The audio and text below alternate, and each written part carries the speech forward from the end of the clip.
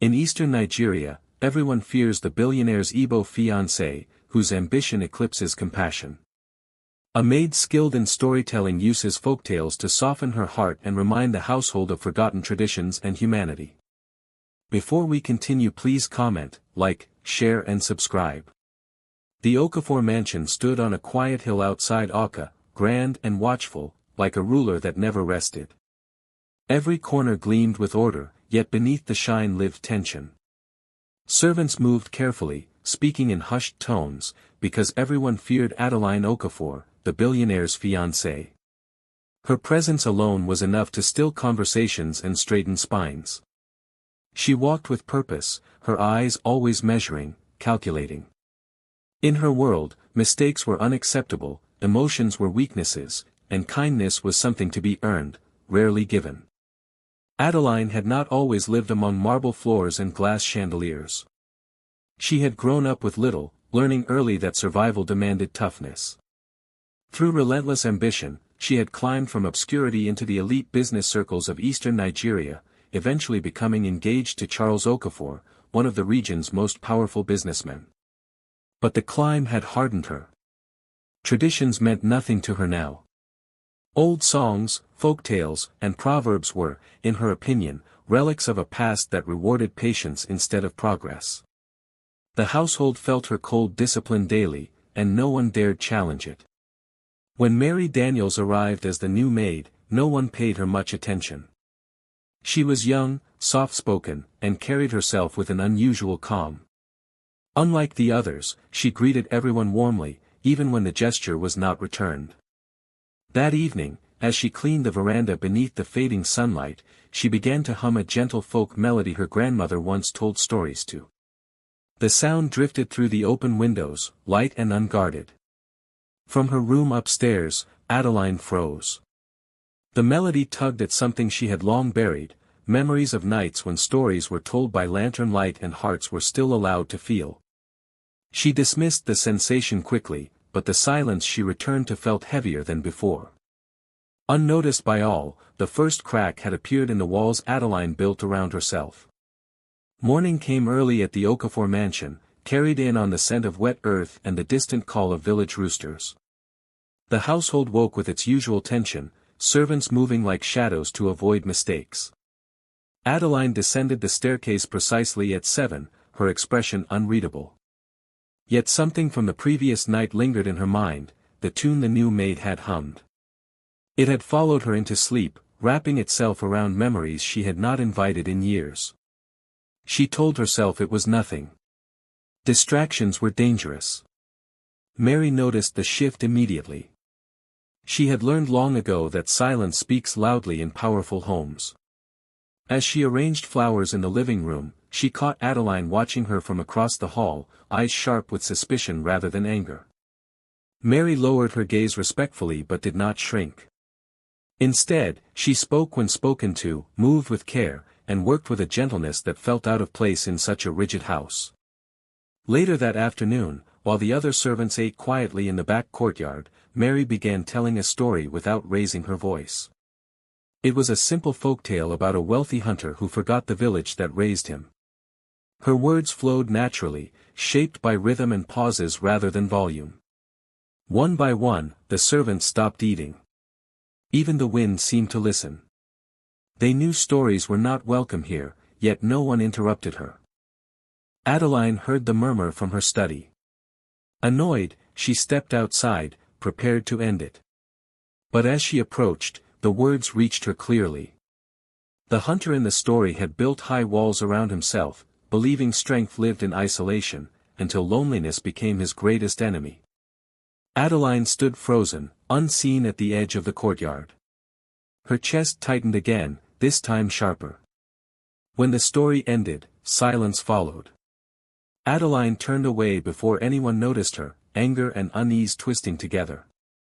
How dare a maid speak like that in her house? Yet later that night, staring at the ceiling, Adeline could not sleep. The story had found its mark, and for the first time in years, she wondered what parts of herself she had abandoned to become powerful. The following days passed with an uneasy quiet, the kind that sat heavy on the chest. Adeline noticed it in small, irritating details. The servants worked more carefully yet seemed less afraid, their eyes lingering longer before dropping.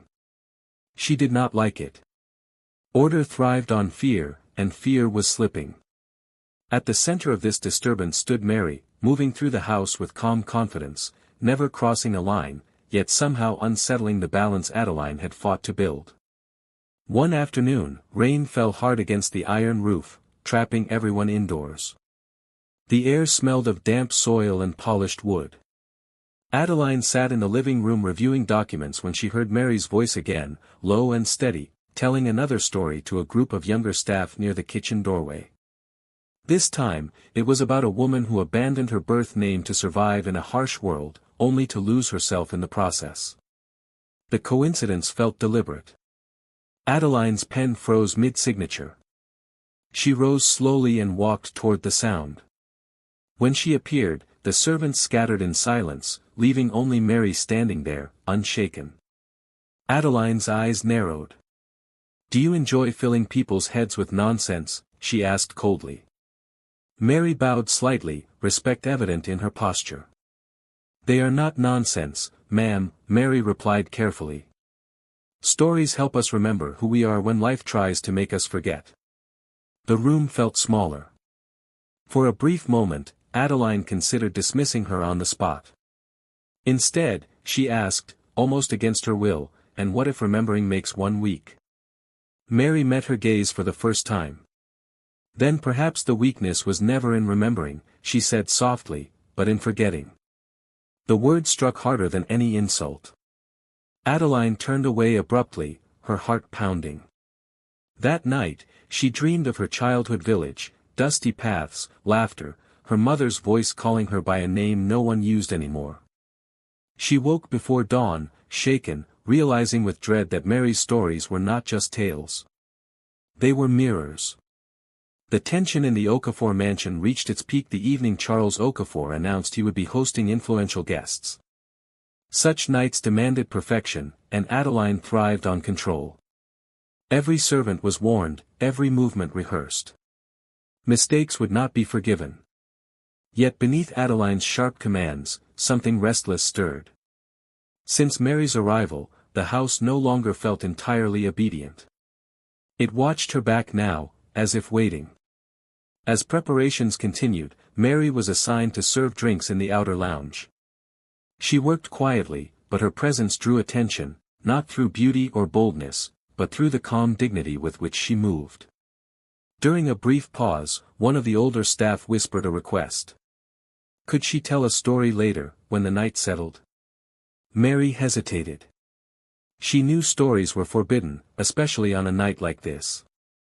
Still, she nodded gently. The guests arrived in tailored suits and flowing gowns, their laughter echoing across marble floors. As the night deepened and palm wine loosened tongues, a power outage swept through the estate, plunging the mansion into darkness. Gasps followed. Generators hummed, but before the lights returned, Mary's voice rose unexpectedly from the corner of the room. She began telling an old tale about a powerful woman who ruled with iron, feared by all but known by none. Her voice carried through the darkness, steady and rich, shaped by ancestral rhythm. The guests fell silent. Even Charles listened, unaware of how dangerous this moment was. When the lights flickered back on, Adeline stood rigid, humiliation and fury burning in her eyes. The story had ended, but its meaning hung heavy in the air. Without a word, Adeline walked away, her composure cracking for the first time in public. That night, alone in her room, she stared at her reflection, hearing the echoes of the story repeated in her mind. Fear had always protected her. But now, she wondered what it had cost her, and why, for the first time, she was afraid of losing it. The morning after the dinner carried the weight of an unspoken verdict. Whispers followed Adeline through the corridors like shadows, not loud enough to confront, yet too present to ignore. The guests had left with polite smiles, but she knew what lingered in their minds. A story. A maid. A crack in the image she had spent years perfecting. Control, once absolute, now felt slippery in her hands. Mary was summoned before noon. She entered Adeline's private sitting room with measured steps, fully aware that her fate rested in the woman's mood. Sunlight streamed through tall windows, illuminating carved wooden masks on the walls, decorations chosen for their value, not their meaning. Adeline stood by the window, her back turned. When she spoke, her voice was calm, too calm. "You embarrassed me last night," she said. "Do you understand what you did?" Mary bowed her head. "Yes, ma'am. But I also know why I did it." That answer earned her a sharp turn. Adeline studied her, searching for fear, apology, regret. She found none, only sincerity. Anger flared, but beneath it burned something hotter and more dangerous: curiosity. "Why?" Adeline demanded. Mary hesitated, then spoke.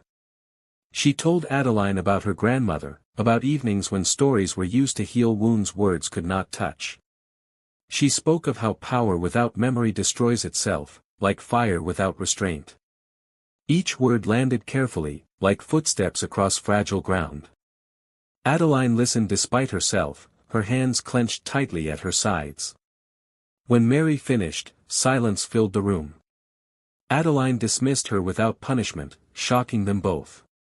Alone, Adeline sank into a chair, breath unsteady. For years, she had buried pain under ambition, turning herself into something unbreakable. Yet Mary's words had reached the fire beneath the ashes: the grief, the loneliness, the fear of ever being small again. That night, Adeline opened a locked drawer and removed an old photograph she had not touched in years. She stared at the girl in it, wondering when she had decided never to be her again. The days that followed unfolded slowly, like harmattan dust settling after a storm. Adeline did not change openly, her voice remained firm, her posture controlled, but the house felt different. She no longer corrected every movement with sharp words. She listened more, watched longer. The servants noticed. Fear still existed, but it was no longer the only thing holding the household together. One evening, Adeline surprised everyone by asking Mary to stay behind after dinner. The request alone sent unease through the kitchen. Mary followed her into the inner courtyard where moonlight spilled over carved pillars and red earth. Crickets sang, and somewhere in the distance, drums echoed from a neighboring village celebrating a birth.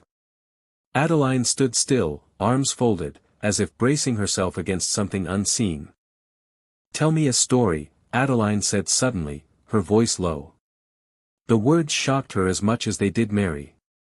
For a moment, Mary said nothing, sensing the fragility of the moment. Then she began, not with a grand tale, but with a quiet one. It was about a woman who built walls so high that even her own voice could not reach beyond them. Over time, the walls began to speak back, echoing her loneliness until she could no longer ignore it. As Mary spoke, Adeline felt something inside her loosen.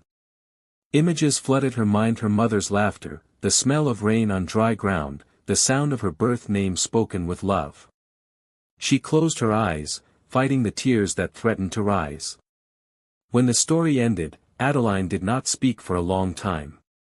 Finally, she exhaled. "I was afraid," she admitted, barely audible. "Afraid that if I softened, everything I built would fall apart." Mary nodded gently. "Some walls protect," she said. "Others imprison." That night, Adeline stood alone in the courtyard long after Mary left. The mansion no longer felt like a fortress. It felt like a place waiting to breathe. And for the first time, Adeline wondered whether power could exist alongside compassion, and whether she was brave enough to try. The first light of dawn spread across the Okafor mansion like a soft promise, painting the red earth and carved pillars in gold. The air carried the scent of wet soil, freshly cut grass, and smoke from the distant kitchens of the village below. For the first time in years, the house did not feel heavy. It was alive, breathing. Adeline walked barefoot on the cool stone floors, listening to the faint stirrings of the staff preparing for the day. She felt a strange warmth, one that had nothing to do with wealth or control. Mary appeared quietly in the courtyard, carrying a basket of yams and herbs for the morning meal. Adeline watched her move, her gestures precise but gentle, like a river shaping the rocks without breaking them. Instead of ordering her around, Adeline called out, "Mary, come here." The maid paused, surprised, then approached with careful respect. Adeline's voice was soft, but firm, holding neither fear nor arrogance. "Teach me," she said simply. "Teach me the stories, the songs, the ways of our people." Mary's eyes glimmered with a mixture of awe and relief. "I will, ma'am," she said. "But only if you are ready to listen, not just hear." Adeline nodded, feeling the weight of her past loosen like sand slipping through her fingers. She remembered the nights she had spent in her village, the songs of her mother, the laughter of children chasing fireflies, the folk tales told under the baobab trees. She had almost forgotten. Almost. By midday, the mansion was filled with new life. Stories echoed through the halls, laughter rang out, and even the elders dared to speak freely. Adeline watched it all and realized that strength did not come from fear, it came from connection, from remembering who you were, and allowing others to be part of it. She smiled, truly smiled, for the first time in years. In the heart of the mansion, where fear once ruled, a new legacy began, one of power tempered with compassion, and ambition guided by tradition. And in the quiet corners, Mary hummed a tune, knowing that some of the walls had finally begun to crumble for good.